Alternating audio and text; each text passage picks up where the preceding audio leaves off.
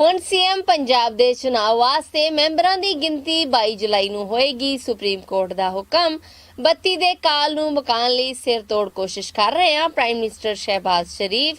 Imported ਸਰਕਾਰ ਜਾਣ ਕੇ ਆਵਾਮ ਉਤੇ ਮਹਿੰਗਾਈ ਦਾ ਬੋਝ ਪਾਈ ਜਾ ਰਹੀ ਹੈ। ਇਮਰਾਨ ਖਾਨ ਇਸ ਬਨਾਵਟੀ ਸਰਕਾਰ ਦਾ ਜਨਾਜ਼ਾ ਛੇਤੀ ਨਿਕਲੇਗਾ। ਸ਼ੇਖ ਰਸ਼ੀਦ ਮਰਕਜ਼ੀ ਸਰਕਾਰ ਦੇ ਮੁਲਾਜ਼ਮਾਂ ਦੀ ਪੈਨਸ਼ਨ 'ਚ 10 ਦੀ ਬਜਾਏ 15% ਵਾਧਾ ਕੀਤਾ ਜਾਏਗਾ।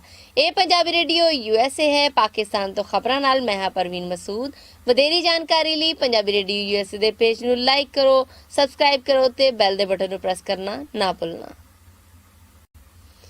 ਕੱਲ ਲਾਹੌਰ ਹਾਈ ਕੋਰਟ ਦੇ ਹੁਕਮ ਮੁਜਬ ਅੱਜ ਪਾਕਿਸਤਾਨ 'ਚ ਨਵੇਂ ਸੀਐਮ ਪੰਜਾਬ ਵਾਸਤੇ ਨੂਨ ਲੀਗ ਅਤੇ PTI ਦੇ ਮੈਂਬਰਾਂ ਦੀ ਗਿਣਤੀ ਕਰਾਈ ਜਾ ਰਹੀ ਸੀ। ਇਹ ਗਿਣਤੀ ਸ਼ਾਮ 4 ਵਜੇ ਕਰਾਈ ਜਾਣੀ ਸੀ, ਜਿਹਦੇ ਤੋਂ ਮਗਰੋਂ ਸੀਐਮ ਪੰਜਾਬ ਦਾ ਚੁਣਾਵ ਕੀਤਾ ਜਾਣਾ ਸੀ ਕਿ ਹਮਜ਼ਾ ਸ਼ਹਿਬਾਜ਼ ਹੋਰੀ ਹੀ ਸੀਐਮ ਰਹਿਣਗੇ ਜਾਂ ਉਸਮਾਨ ਬੁਜ਼ਦਾਰ ਹੋਰੀ ਨਵੇਂ ਸੀਐਮ ਬਣ ਜਾਣਗੇ। ਪਰ ਅਦਾਲਤੀ ਫੈਸਲੇ ਮਗਰੋਂ ਪਾਕਿਸਤਾਨ ਤਹਿਰੀਕ-ਏ-ਇਨਸਾਫ ਦੇ ਹਾਮੀਆਂ ਅਤੇ ਕਾਫ ਲੀਗ ਦੇ ਪ੍ਰਧਾਨ ਚੌਧਰੀ ਪਰਵੇਜ਼ ਇਲਾਹੀ ਹੋਰਾਂ ਸੁਪਰੀਮ ਕੋਰਟ ਜਾਣ ਦਾ ਫੈਸਲਾ ਕੀਤਾ ਤੇ ਸੁਪਰੀਮ ਕੋਰਟ 'ਚ ਆਪਣੀ ਅਰਜ਼ੀ ਜਮ੍ਹਾਂ ਕਰਾਈ ਕਿ 5.5 ਮੈਂਬਰ ਹਜ ਤੇ ਗਏ ਨੇ ਤੇ 6 ਜ਼ਰੂਰੀ ਕੰਮਕਾਰ ਨਾਲ ਮੁਲਕ ਤੋਂ ਬਾਹਰ ਨੇ। ਸਾਨੂੰ ਥੋੜਾ ਵੇਲਾ ਦਿੱਤਾ ਜਾਏ। ਜਿਹਦੇ ਤੋਂ ਮਗਰੋਂ ਜੱਜਾਂ ਦੇ 3 ਰੁਕਨੀ ਬੈਂਚ ਨੇ ਇਸ ਅਰਜ਼ੀ ਦੇ ਸੁਣਵਾਈ ਕੀਤੀ। ਇਹ 3 ਜੱਜਾਂ 'ਚ ਚੀਫ ਜਸਟਿਸ ਆਫ ਪਾਕਿਸਤਾਨ ਉਮਰ ਅਤਾ ਬਿੰਦਿਆਲ, ਜਸਟਿਸ ਇਜਾਜ਼ੁਲ ਹਸਨ ਅਤੇ ਜਸਟਿਸ ਜਮਾਨ ਖਾਨ ਮੰਦੋਖੇਲ ਸਨ। ਅਦਾਲਤ ਨੇ ਦੋਵਾਂ ਫਰੀਕਾਂ ਨੂੰ ਆਪਸੀ ਸਲਾਹ ਮਸ਼ਵਰੇ ਦਾ ਵੇਲਾ ਦਿੱਤਾ ਤੇ ਉਹਦੇ ਤੋਂ ਮਗਰੋਂ ਇਹ ਫੈਸਲਾ ਕੀਤਾ ਗਿਆ ਕਿ ਨਵੇਂ ਸੀਐਮ ਪੰਜਾਬ ਦਾ ਚੁਣਾਵ 22 ਜੁਲਾਈ ਤੱਕ ਕੀਤਾ ਜਾਏਗਾ।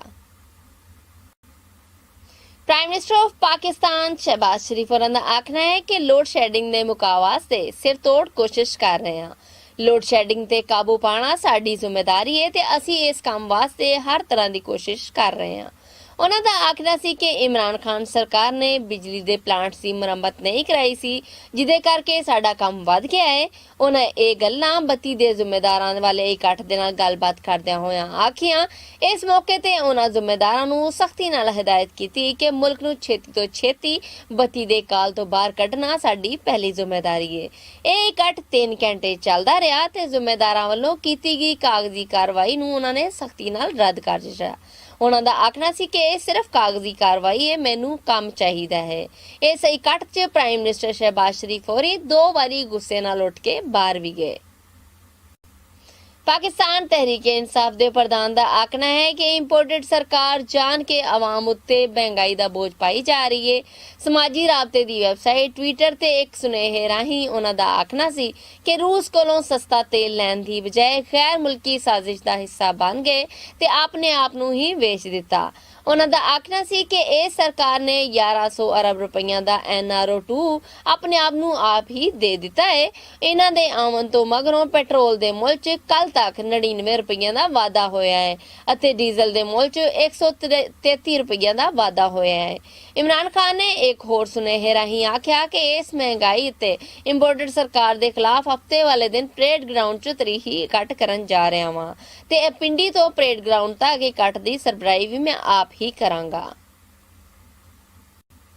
ਅਵਾਮੀ ਮੁਸਲਿਮ ਲੀਗ ਦੇ ਪ੍ਰਧਾਨ ਸ਼ੇਖ ਰਸ਼ੀਦ ਹੋਰਾਂ ਦਾ ਆਖਣਾ ਹੈ ਕਿ ਇਸ ਬਨਾਵਟੀ ਸਰਕਾਰ ਦਾ ਜਨਾਜ਼ਾ ਛੇਤੀ ਹੀ ਨਿਕਲੇਗਾ।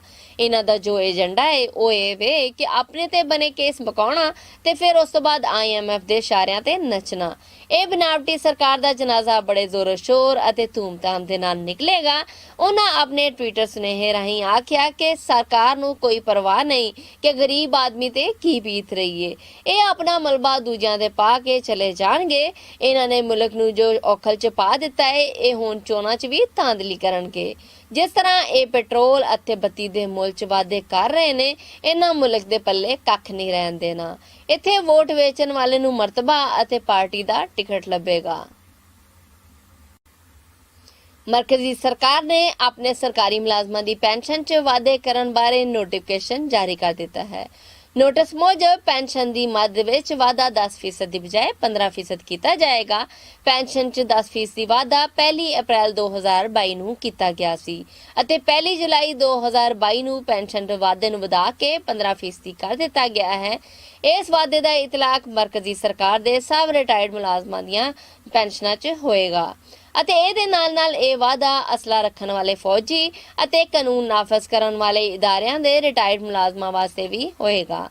ਇਹਦੇ ਨਾਲ ਇਹ ਵੀ ਆਖਿਆ ਗਿਆ ਹੈ ਕਿ ਜਿਹੜੇ 1 ਜੁਲਾਈ 2022 ਨੂੰ ਰਿਟਾਇਰਡ ਹੋਣਗੇ ਉਹ ਵੀ ਇਸ ਵਾਅਦੇ ਦੇ ਹੱਕਦਾਰ ਹੋਣਗੇ ਅਤੇ 2016 ਨੂੰ ਤੋਂ 2021 ਤੱਕ ਦੇ ਇਡਹਾਕ ਮੁਕਾ ਦਿੱਤੇ ਜਾਣਗੇ। ਪਾਕਿਸਤਾਨ ਤੋਂ ਹੁਣ ਤੱਕ ਲਈ ਇੰਨਾ ਹੀ। ਵਧੇਰੀ ਜਾਣਕਾਰੀ ਲਈ ਪੰਜਾਬੀ ਰੇਡੀਓ USA ਦੇ ਪੇਜ ਨੂੰ ਲਾਈਕ ਕਰੋ, ਸਬਸਕ੍ਰਾਈਬ ਕਰੋ ਤੇ ਬੈਲ ਦੇ ਬਟਨ ਨੂੰ ਪ੍ਰੈਸ ਕਰਨਾ ਨਾ ਭੁੱਲਣਾ। ਮੈਨੂੰ ਪ੍ਰਵੀਨ ਮਸੂਦ ਨੂੰ ਇਜਾਜ਼ਤ